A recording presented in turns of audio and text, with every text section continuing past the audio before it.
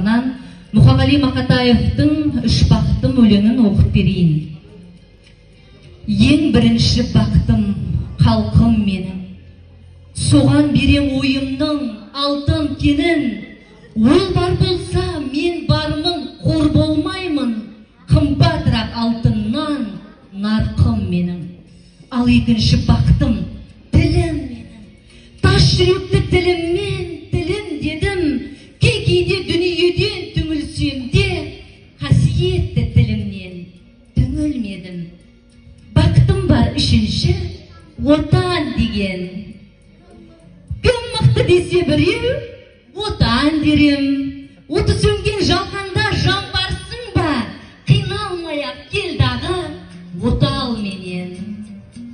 Үш бірдей бақытым бар алақанда, мені Құдай сонша бақытты жаратарыма. Үш күн нұрын төгеді аспанымнан, Атырау, Алтай, Арқа, Алатауға.